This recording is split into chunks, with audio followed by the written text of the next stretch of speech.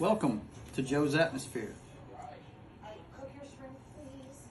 All of a sudden, my shrimp pan is burning up like a smoke fest.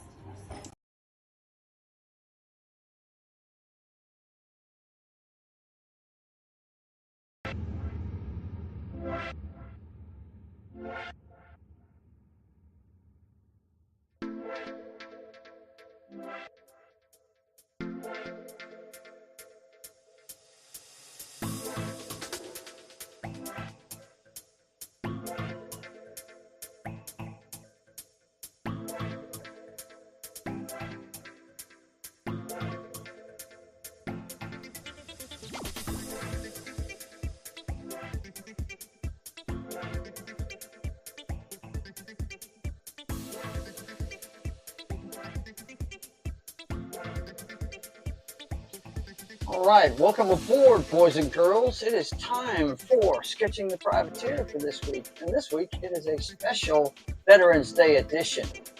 So stay tuned for Sketching the Privateer.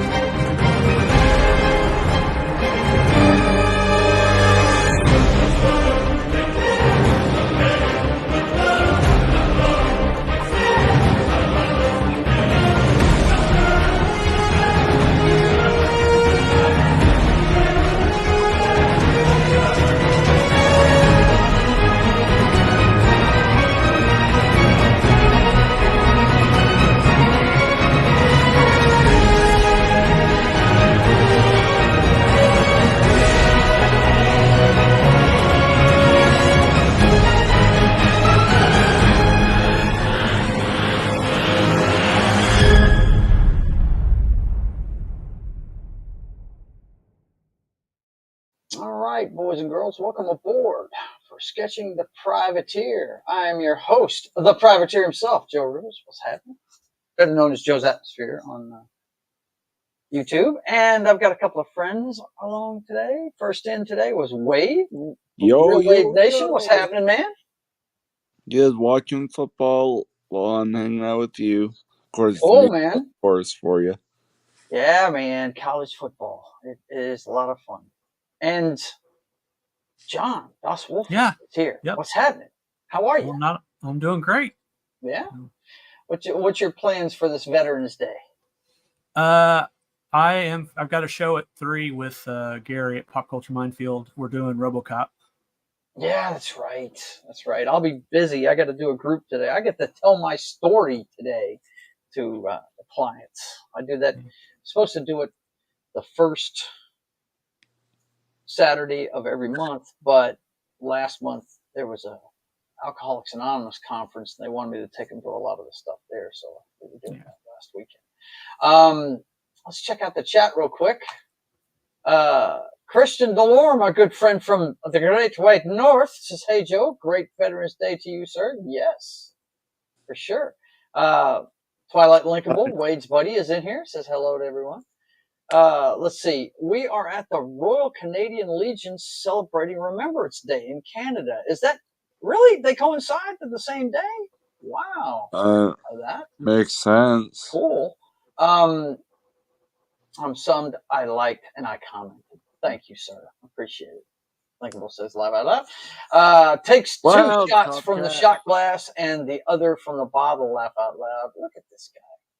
Like I'm promoting booze or something. I just do that on my video game streams. But I do open with that because I like my bar. Yeah. You know, I was a bartender for many, many years. Christian says, "Yeah, I can do that too, but my wife has to drive." That's right. Okay, and they're all saying hi to each other. And the Penguin is here. Low Spec. What's happening? Low Spec. All right. Well, like I said, if I actually thought it was yesterday, but apparently it's today. I had my days wrong. But today is Veterans Day. Hope you guys are saying hi to the veterans in your life. Yep. I have said hi to the ones that I know. being my father and my brother.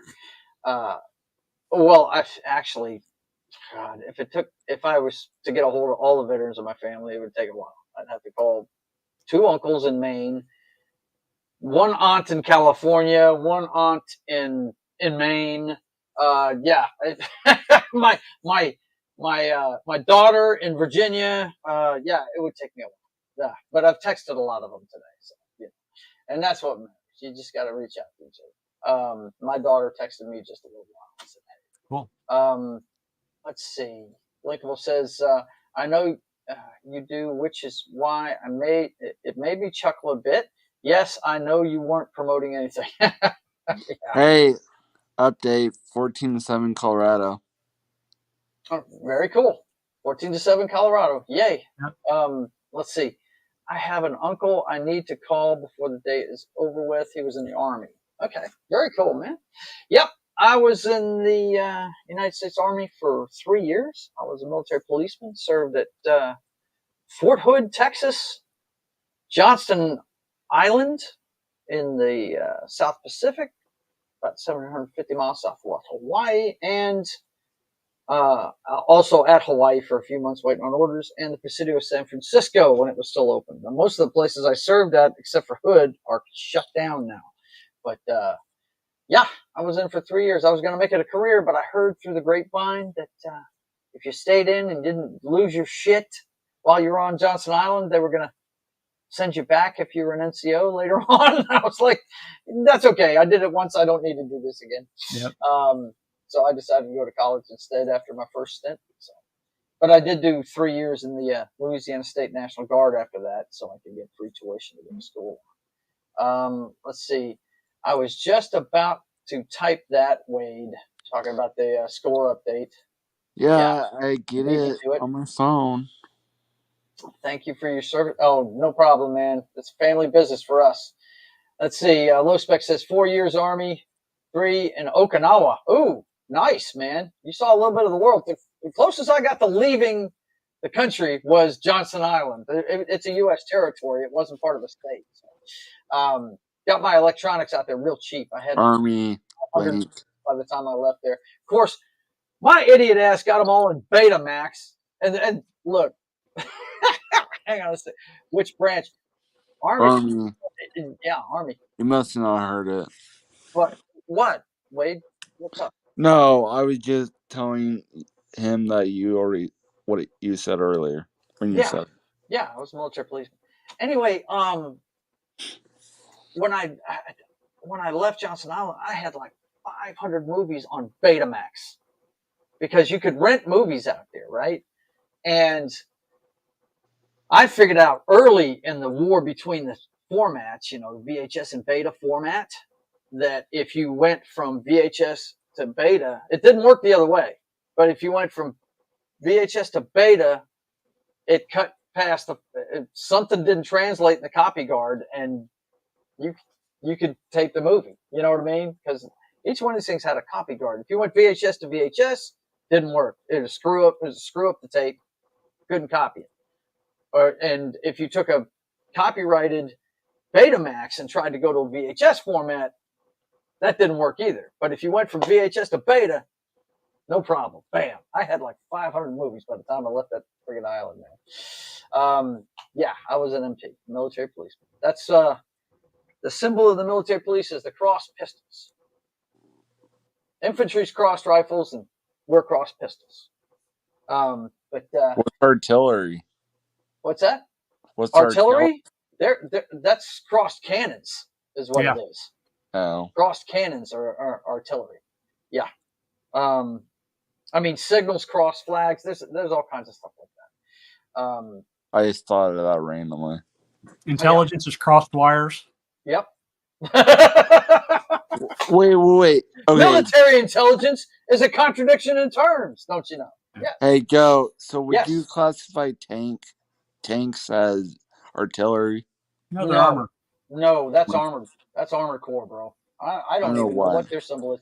I think their symbol is like, I don't even remember what it is, man. I'd have to look those things up.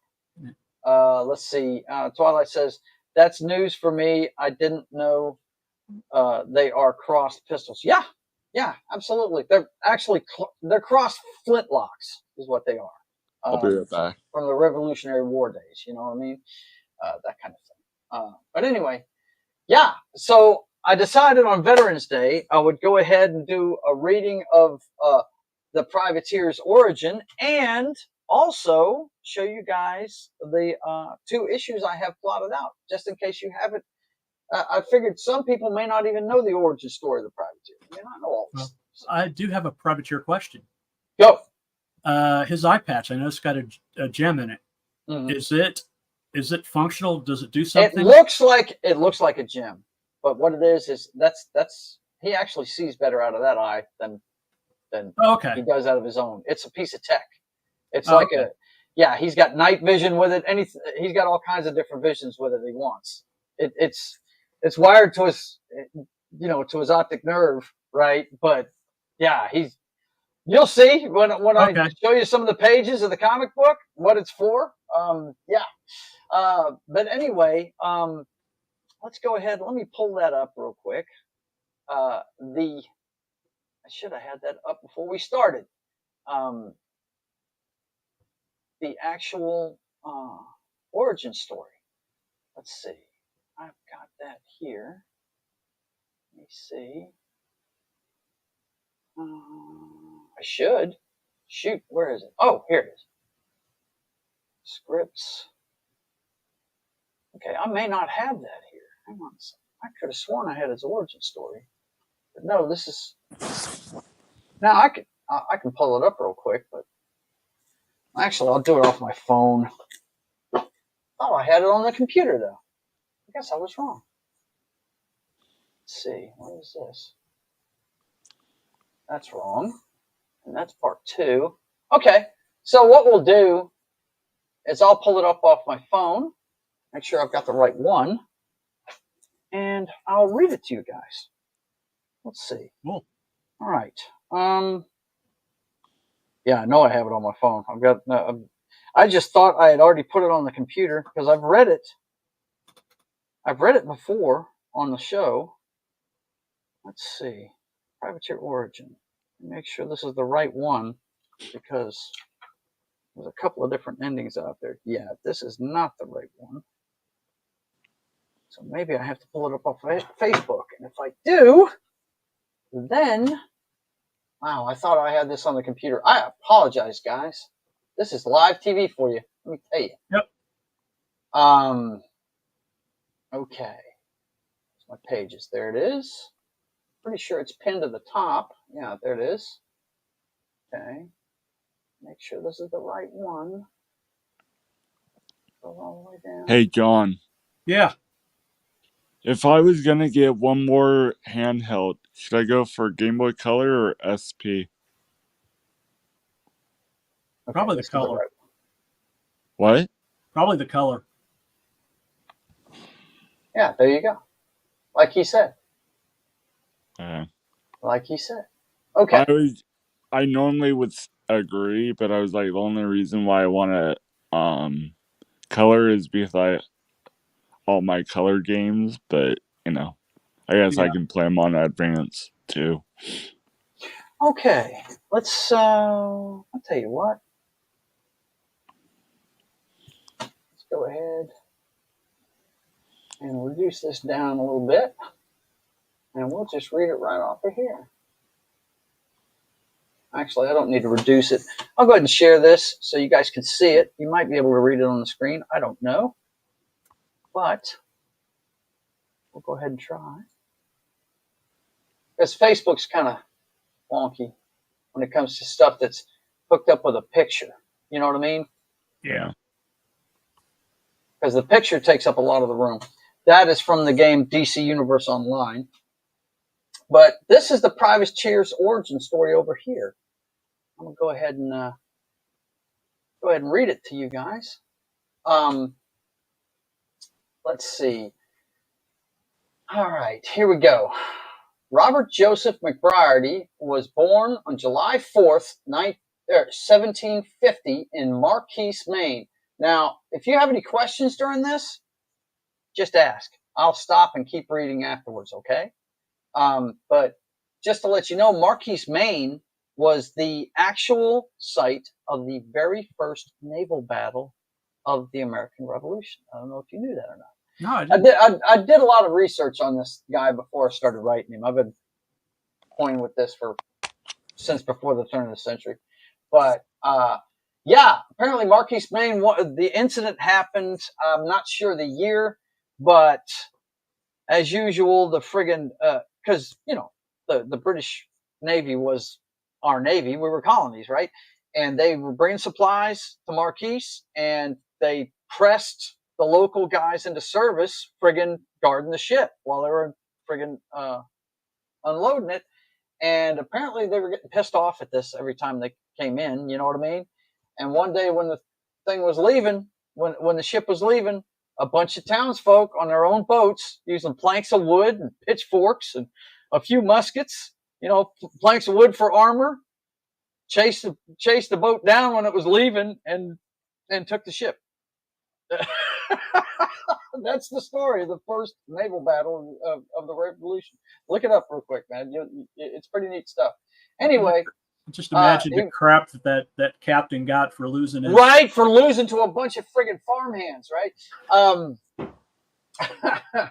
He's born on July 4th, 1750 in Marquise, Maine. He grew up on his family farm. His father, Joseph, a blacksmith by trade, taught him maintaining horses, crop growing, and weapon forging.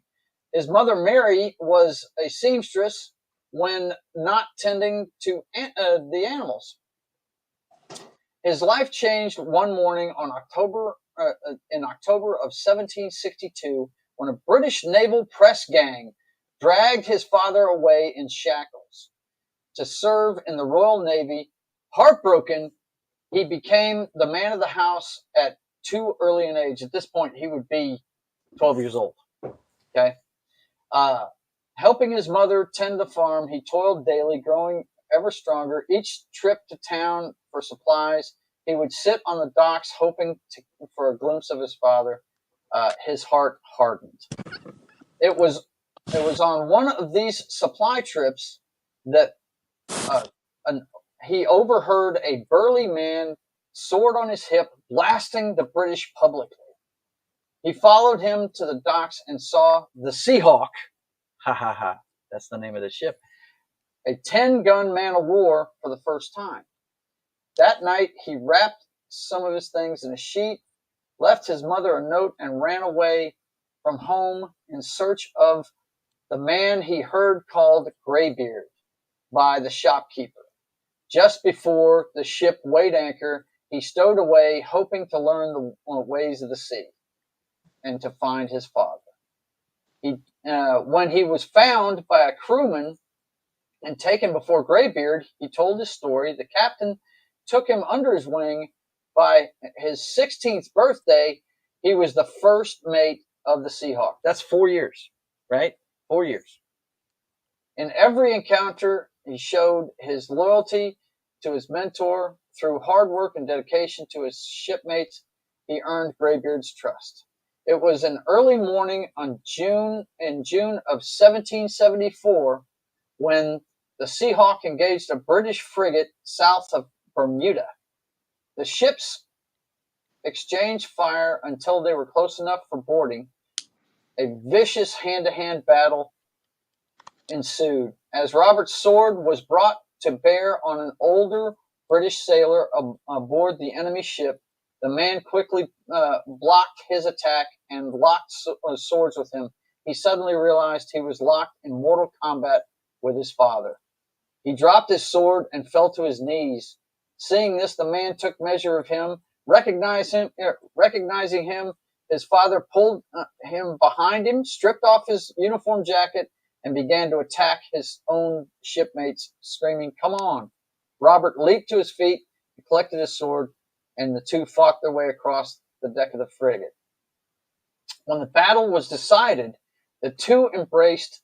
A shipmate told Robert he was needed in the captain's quarters urgently. He entered to find that on the day he found his father, he would lose one as well. Graybeard was mortally wounded and fading fast, and Robert thanked Graybeard for helping him find his father. Graybeard, struggling to breathe, pulled Robert close, handed him his scabbard, and whispered, "The ship is yours. Do with it what you will." He looked at Robert's father and waved him over, and Graybeard shook Joseph McBriarty's hand, and with his last breath said, "It was a pleasure raising your son. Keep him free." After burying Graybeard at sea, the Seahawk made for Marquise, Maine, and the McBriarty men returned to find Patriarch Mary had passed away. Joseph decided to work his land again, and Robert returned to the ship and made for Bermuda. On their way, they encountered a smoldering, broken schooner flying a colonial flag at half-mast. The Seahawk boarded her and found her crew wounded or dead, left to list by a British warship. Robert took the wounded to the closest colony, Virginia. The commander of the Virginia militia, rented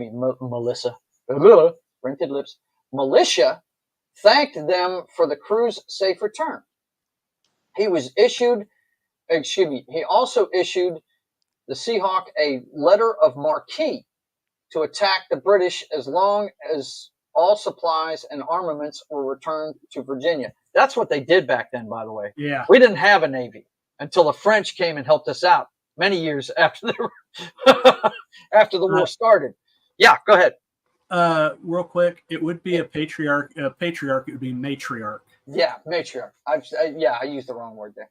Absolutely. Yeah, I got to change that. There's several editing things I have to do. But this is something I wrote. It was like a treatment I wrote a while back.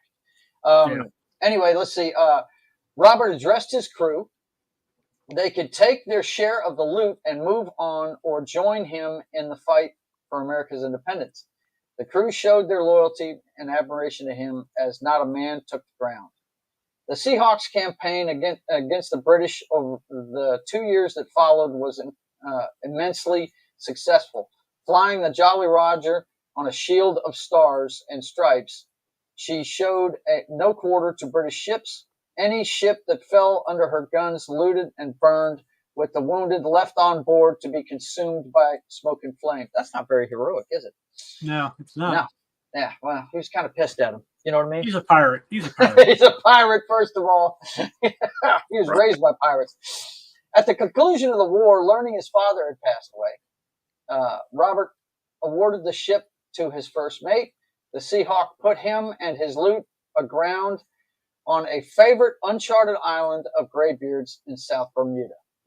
One sunny day, hunting on the Isle wilderness, Robert came across an old Indian. The man was wounded, unconscious, and being targeted by a tiger. Robert drew down on the tiger with his musket and ended its life. The discharge awakened the stranger. Robert introduced himself to an Indian medicine man. Robert took the old man to his camp and attended his wounds. He watched over the elder's recovery. When he was well enough, the medicine man offered McBriarty a peace pipe. Robert had heard of this and wondered what his personal vision would be. It was stronger than he had ever imagined. He suddenly understood the elder's language. The elder thanked him for showing a stranger such as he such kindness. Then he asked Robert, "What do you hold most dear?" Without hesitation, he answered, "The promise of the new free American nation I fought to liberate." His vision was the future of that nation. Through its expansion west, the Civil War, and all its technological marvels, through the Great Depression and 2 world wars, he was struck by its resilience. Through the Cold War, wars in the Southeast Asia and the Middle East, he became concerned. But when he saw the planes hit the Twin Towers and collapse, he screamed out in pain and passed out. And when he woke, he was alone on the island in the year 2001, shortly after the events of 9/11. Robert collected his loot, now worth billions, and made for Florida.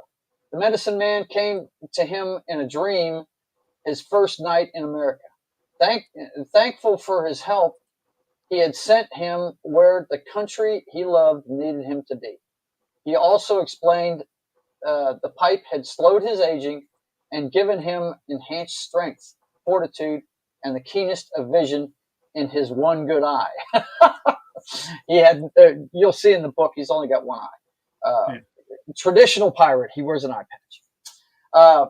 When he woke the next morning, his mission was clear to him. Robert bought his old family home in Maine, a penthouse in Boston, and became a majority shareholder in several companies, many of these businesses having research and development contracts for military applications. Now, with a revolutionary ideal of freedom, Robert seeks to hunt down the tyrannical and snuff out their cult of slavery and deceit. The wicked now live in fear of America's pirate patriot, the privateer. Cool. That's his origin story. That's where all of this started, was that little story I wrote right there. What ended up happening was I had written the story of the pirate after seeing an old Disney show called The Scarecrow of Romney Marsh. That's where it comes from. And it shows you what was going on in Great Britain at the time. A lot of people forget George wasn't just taxing the shit out of the American colonies. He was taxing the shit out of his own people. He was trying to build his war chest for war with France. Is what he was doing. Yeah. And so, I loved that show when I was a kid. And I wrote this story about, this pirate that helped free the American colonies, And when I started playing DCO Online, I said, you know what? I'm going to make this guy my superhero and bring him to the future. You know what I mean? And we're going to find out as the comic goes along. And you only find this stuff out if you watch the show. I don't mind talking about it on the show, but, people, when they buy the book, when I get it done, they'll find it out then. But you guys watching the show know all this stuff early. The medicine man was actually an alien. And there's going to be a story where he helps the alien get home. You know what I mean? Yeah. He's actually the original storyline was going to be he was going to steal the space shuttle to do it, but I got to figure out another way to do it now. I'm going to have to get SpaceX involved in it or something, just to make it up to date. But that was the original thought, was to have a. Why are you gonna have it modern? Huh? I like the other idea where it's just a spaceship. Yeah, well, it's a space shuttle. Oh. We used to use space shuttles to go to space. Yeah, we don't do it anymore though. They mothballed that fleet. Well, there's still the military one. What's that? There's still the military one, the XB-40. Do they have a military one still? It's not. It's a lifting body shuttle. It's smaller. Mm-hmm. It's supposedly autonomous, but who knows? Who knows? Military. They probably got it ready to go somewhere if they need to, right? Yeah. Let's see. Twilight Linkable says, by the way, I love your background. Excellent choice. Okay. What was the background? I don't know. I don't know what he's talking about. Is he talking about the? Oh, he must be talking about the American flag I've got back there. Yeah. Yeah, it's a colonial flag. Let's see. Looks nice. Vin Zinger. Wow, that's a long name. I'm just going to call you Vin. Very nice. I want to ask you guys about how do you feel about a shared universe with superhero stories, kaiju stories, killer monster stories, mecha stories, and serial killer anthology. That sounds awesome, man. Yeah, awesome. That does sound awesome. There's a lot of stuff going on there. That sounds like Marvel Comics, man. That's what it sounds like. Wasn't Godzilla in the Marvel universe at one time? Yep. Yeah. Probably. He fought the Avengers at one point. Yeah. Mm-hmm. Let's see. Twilight says, I am talking about the flag. Yes. Okay. There you go. Sorry that I wasn't clear at first. Well, you probably were perfectly clear. I'm an idiot sometimes, man. I may not know what the hell I'm talking about. But anyway, let me whip around here, change cameras real fast, and I'll show you the breakdown of the pages I've done already. I've already got 2 whole issues plotted, and that's what I'm going to show you today. What the first 2 issues are going to have in it. I've got to change this, stop sharing that, and then share a new. And I don't need sound, so I'll just share the window. Here we go. And let me make sure I've got this set up right. Now, those of you who've been watching the show are going to recognize this image. That is the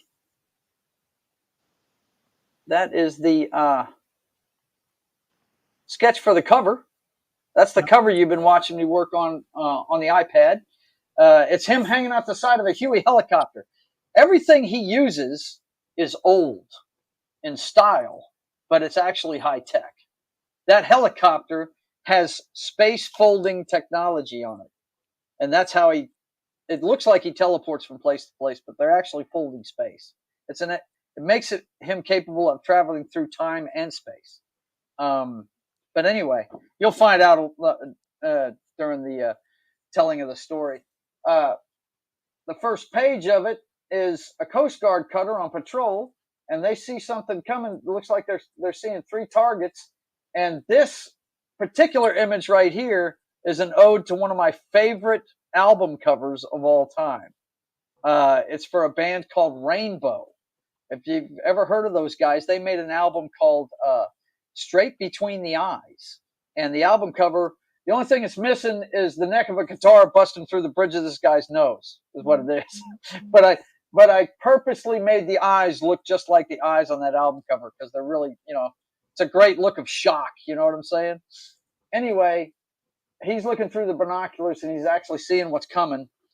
And on the first big page of the book, first splash page, it's a Hind helicopter coming in and strafing the deck of the Coast Guard cutter.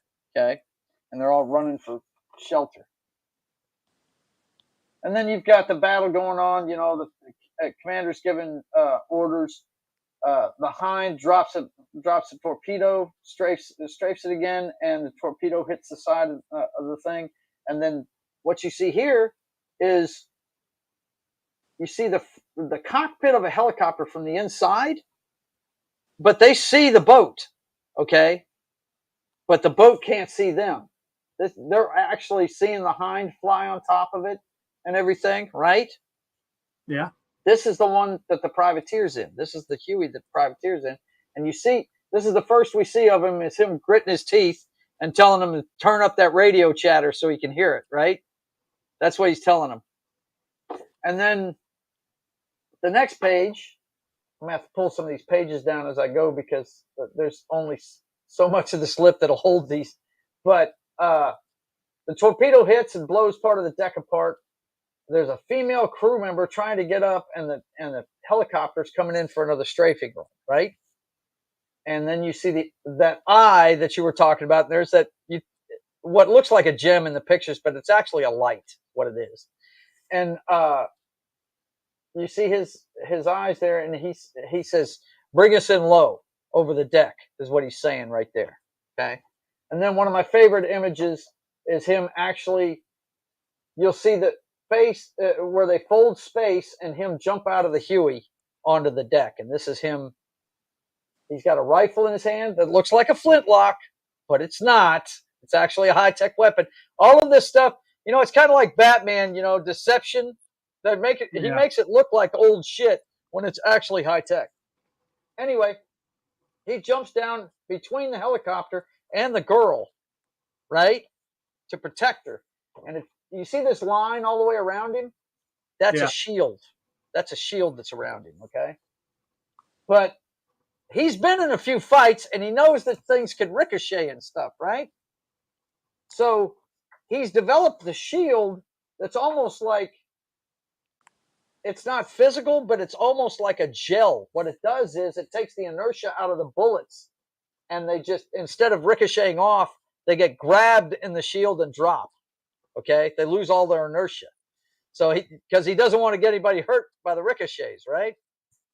So anyway, this is where he's protecting the girl as the bullets are coming in, and she's thanking him. And then the Hind helicopter guys are like, "Where'd that guy come from?" Right? And they're saying the same thing on the deck, and the captain's saying, don't worry about that. Get everybody off the boat. I'm going to go get her, right? He pulls his sidearm, right? The captain comes out, and he pulls his gun on the privateer. He doesn't know who this guy is, right? Yeah. And privateer just stands up, and he tells him, Captain, I'm not your enemy. And right here, you see the eye is highlighted, right? Right here, the eye patch. And he targets the rotors and each helmet of the two pilots with his flintlock. And between the tech in the flintlock and the tech in his eye, he doesn't miss. He never misses, right? If he can see it, he can hit it. And he tells him, hey, I'm not your enemy. He goes, pat, pat, pat. And he says, they were, right? They were, right? Because he knows he just disabled the helicopter and knocked them goofy, right? And he picks up the girl as this thing's crashing behind him, right? And he's telling him, hey, you really need to put the gun down. I'm here to help you, And then you see the helicopter coming through the folding space, and then the entire ship, the Seahawk, shows up and everything. And a big grand splash page. And the captain's like, holy shit, right? The captain of the Coast Guard cutter. So then we've got, let me see. Yeah, it looks like I'm only going to be able to go over issue 1 here today because I'm running low on time, man. Then we shift to Siberia in the Soviet Union. Okay, I say the Soviet Union. There is no more Soviet Union in Russia. Okay, Yeah. Siberia, right? And you see this guy with a high and tight haircut. It's just a silhouette, but you see his frame. He's a big dude, and he's watching a bunch of monitors. And this guy on the monitor is telling him we just lost a huge load of drugs that we were running to Miami. They lost a bunch of money is what he's telling them, right? And they have a discussion. He's telling them, hey, look, okay, fine. We'll just count it as a loss, but we need to make sure there was no survivors. We got to get rid of the people that, were involved, right? And this is the first time you're seeing Ivan Rakhnatovich, who is Communist Reign. It's the privateer's nemesis. And this guy's got a great backstory too, but I'm not going to. I'll tell you a little bit about it when I'm done with this. But as you can see, his office is a hammer and sickle. The desk is at the top of the hammer. His walkway up to it is the handle of the hammer, and then there's a sickle on the floor, right? So that's that. That's the introduction to Communist Reign, and then later on the boat, you see he's got the crew members being tended to in the infirmary, and the captain's in there with his men, and the privateer comes in, and he's kind of chewing his ass like, why are you guys holding us here? Blah, blah, blah, blah, blah. And the female crew member thanks him for helping him, and he says, no, thank you, And so the captain starts to relax a little bit, he's figuring out this guy isn't a total asshole. And he explains to him, look, Captain, I can't tell you what's going on here. He said, but trust me, we're on the same team, and there's the wrecked helicopter, and he's pulled it onto the deck, and they're investigating everything. And the captain's just amazed at the kind of operation he's got. And you see he's got soldiers all around him, guys with berets and stuff. He's got military forces with him. But he tells him, look, I can't tell you everything, right? Hang on, let me pull this down. Run out of room. He tells them, hey, I can't tell you everything, all right? But just suffice to say, we're on the same team. He says, now, look, if you want to tell the press about what's going on, fine. But I can't stop you. But, hey, nobody's going to believe you if you tell them anyway, right? And then he tells them, and by the way, the guys you were trying to stop are in the middle of being arrested at the port of Miami, right? The boats got there, but the privateer's men made sure they were picked up. And what we see here is a van carrying the guys that got arrested, right? And as you see right here, there's somebody on the walkway above them that has an RPG. Okay? This guy obviously works for Communist Reign. right? Trying to take out the witnesses, right? This is the actual incident that starts this whole narrative into, and it just keeps building from there. What you see here is the back of the van with the guys inside bitching. They're going to get us. You got to protect us. They're bitching the whole time, and the cops are like, well, "Of course, you're in custody. Shut up." But you see this guy shooting the rocket off, and you see it coming towards the van, and then boom, it goes off on the bottom, right? Blows the van up. So what the privateer is telling the captain, hey, you can talk to the press, whatever you want to do, whatever. He's putting his men to sea, kind of like they did in Hunt for Red October, putting them out to sea, to be picked up, right? And he tells them, look, I appreciate you and everything. He said, but there's bigger forces at play, and so you see them being left behind by the Seahawk, and this guy comes up to tell him, we have our initial analysis hasn't told us anything. He's telling them, well, okay, get it back to the headquarters, and you see them fold space and send the entire helicopter away. Okay, and this folding space technology is how they teleport things all the time. They try not to time travel with it, but it can be done. You know what I mean? Yeah. Anyway, and the privateer is the only one that has this technology. Okay, know that now. But anyway, he's sitting there going, he's talking to his men about it, and he's thinking to himself, and the last thing he thinks is, I will find you, right? And that transitions from his eye patch with a high-tech piece to the same look, only he's got a regular eye patch on, and then we're back in, I want to say it's 2004 in Iraq.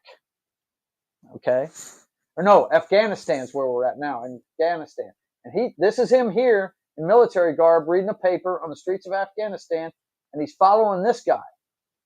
And what it is, it's God, Osama bin Laden's doctor. Okay, those of you that know anything about Osama bin Laden, you know that he needed kidney dialysis a lot. He really had a lot of medical problems, and he found out who his doctor was, and he's following this guy, and he gets inside the store where there's just two of them, and these guys are saying, "What do you want?" And he just looks at the doctor and says, "Osama bin Laden." That's all he says, and then the next page, the very top piece, you see the doctor getting launched out through the shop window, right? And he's climbing out, and he's about to beat his ass. He's going to beat it out of him where he's at, right? And a bunch of shopkeepers get around him. They start giving him shit. They start surrounding him, and he starts pushing his way through, trying to get to this guy. Meanwhile, he's getting away, and then you see the muzzle of an M16 up against his head, and U.S. forces that are there arrest him. Okay? Yeah. So the privateer actually gets arrested at the end of his first comic book by the guys he fights for, right? Anyway, you see him in the next we're at Guantanamo Bay, is where they've sent him to, right? We know how infamous that place was, right? But he's looking in rough shape. They handcuff him and bring him out of the cell for questioning, right? They're walking him down. They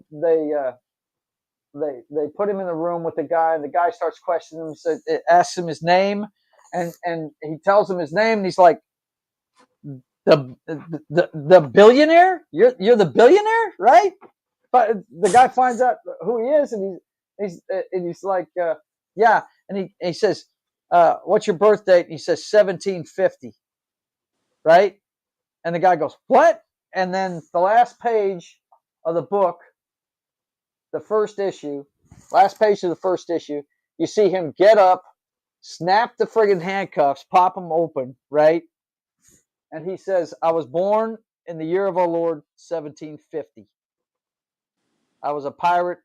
I am a patriot. I'm the privateer. That's the last lines he says in the book, right? Cool. And the bottom thing down at the bottom here, you see the guy watching the post commander watching the interview, getting on the phone, and he's hollering through the phone, "Get me the Pentagon," right?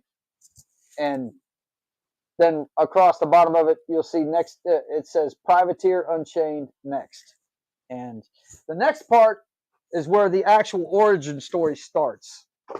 I don't have time to do the second issue today. Maybe we'll do that next show. But that's the cover of the second issue right there, and it's got a very crucial moment in the story. As you can see, he's actually they're fighting on a boat, right? You see guys fighting behind him, but you see a silhouetted character with a sword about to hit him from behind, and that's of course the moment where him and his dad lock swords, right? Yeah. So that's who the silhouetted figure is. But anyway, I've got the entire second issue is already plotted out, and those of you who've been watching the show know that I've been working on the details of the cover of the first one. That's what I've been working on lately. So that is what's going on right now with the Privateer, man. Awesome. I just figured it being Veterans Day, you'd want to hear the story of a fictional veteran from the American Revolution, and I want you to remember to reach out to all your veterans, friends and family today for sure. I've still got some of mine to get a hold of, but make sure you do that today. Let's check the chat real quick. Anybody going? Let's see. Yeah, Twilight says that is an awesome cliffhanger. Laugh out loud. Well, that's the whole point. See, a lot of these guys I love what Eric July's doing. I love what Ethan Van Sciver does. I love what a lot of these independent guys do. But they're making like graphic novels, guys. They're making these stories that are like 80 pages long, And I want guys to experience the story the way I did when I was a kid reading Spider-Man. I want you to take about 20 minutes reading the story, and then you have an ending like that where you're like, oh shit, what's going to happen next, right? Yeah. That's the experience I want people to have.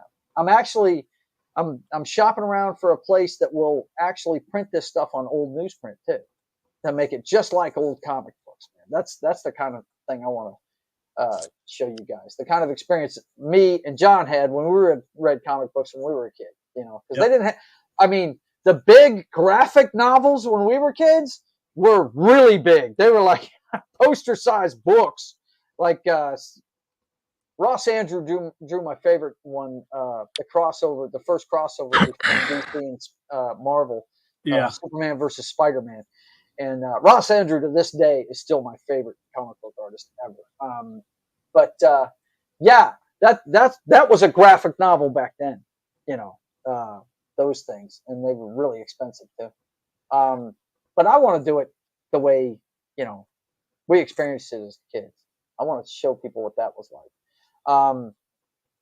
Lady V is here. It's good to see you. Happy Vet Day. Yes, that's right. And Vin says, okay, now I'm interested in the Privateer. That's the whole point of this show, is to get you interested in it, man. I'm one guy. I'm doing all the writing. I'm doing all the lettering. I'm doing all the inking. That's just plot right there. That's all you saw right there is the plot. I'm working on the inking now. It's digital. I don't have, well, I guess I could show you one of those. Nah, that's all right. You can go check out my channel. You see plenty of shorts of it, or you got an entire playlist of this show where you can see me put together the promotional posters, which you see many of you guys have seen before, but if you haven't seen them before, hang on, I'll put this back up.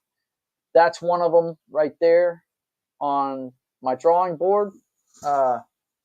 You've got that one with both the Royal Fox and the Privateer on it. And then you've got this one over here with just the Privateer. Then you got that one over there with just the Royal Fox, which I've got to, once I'm done with this commission, I think I'm going to order some more posters because my last batch got fucked up by accident by the weather. But yeah, man, I'm enjoying what I'm doing. I hope you guys are enjoying it. Penny, it's good to see you. Lady V says, wondering why there's so many flags on our keyboard emoji selection, but no American flag. There should be. Oh, that's weird. Just pop in to waiting on my grandson to arrive. Well, you have a good time with your grandson. Yep. Vin says, happy Veterans Day. Thank you, sir. We are going to have a good one. And that is it for this week. Anything you want to let the guys know about Veterans Day there, John? Well, be sure to thank the veterans in your life, because without the service and sacrifice of the veterans, we wouldn't have the freedoms we have in America today. No, it's a fact. No doubt. Wade, anything you want to impart to folks before you get out of here?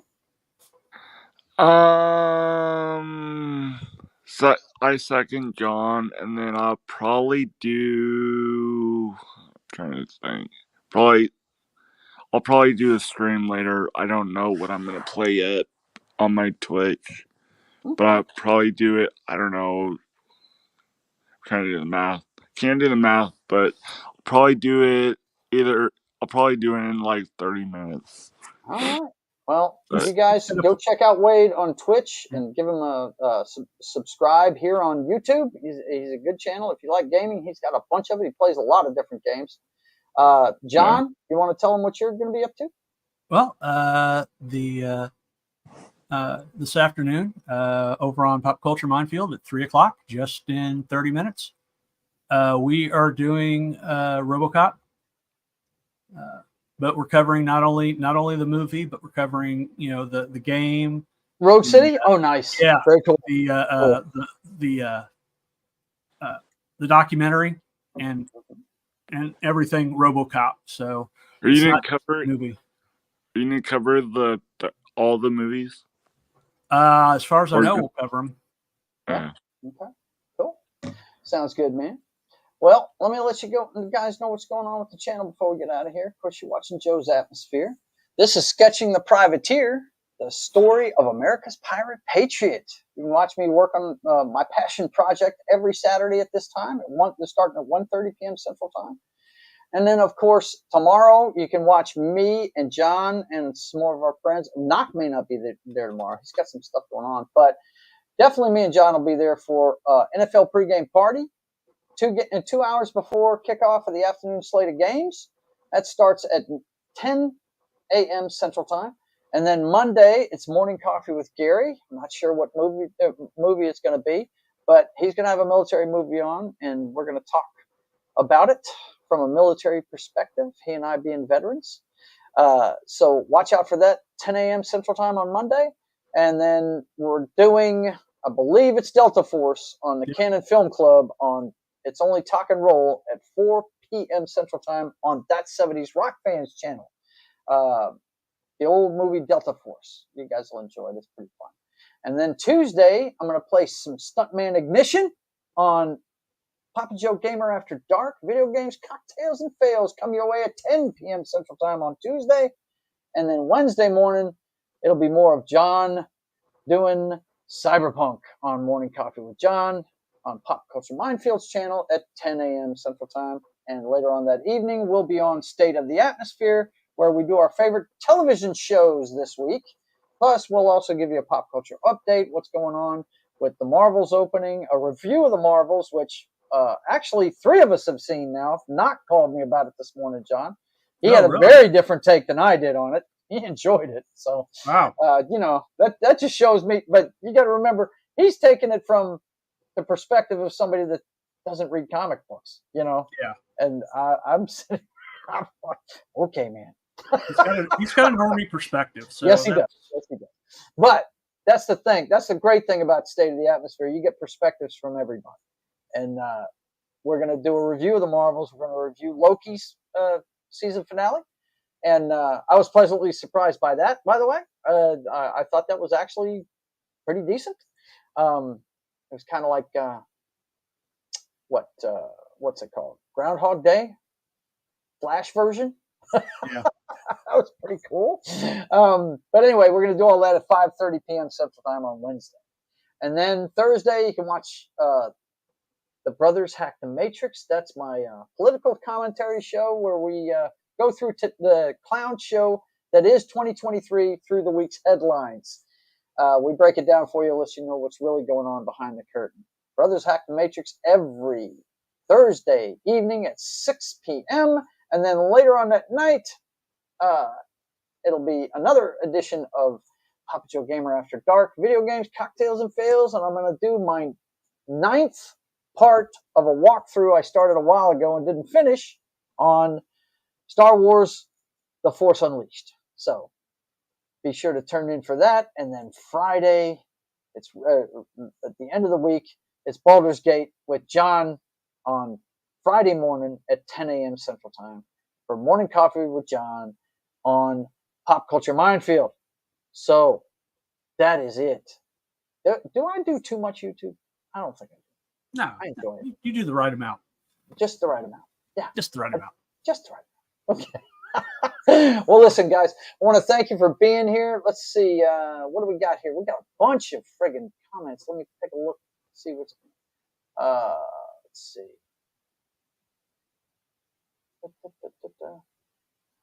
What's weird is that it doesn't come up on the. What is he talking about? I don't know what these guys. The American flag. They're The looking American for the American flag. Okay, emoji. they're talking about that emoji. thing. Okay, gotcha. Huh. All right. You love which game, Twilight Linkable? You like Stuntman or Force Unleashed? Or let's Cyberpunk see. or Right, Cyberpunk or Baldur's Gate. Which Gate, one, man? yeah. We don't know. American flag on cell shows up on laptop. It comes up USUM. Weird. Okay. Thanks for the wonderful stream, Joe. I am going to head out. Okay, be good, man. We got to head out too because he's got a show and I got to go to work. So until we see you guys again, I want you to keep on keeping on. God bless.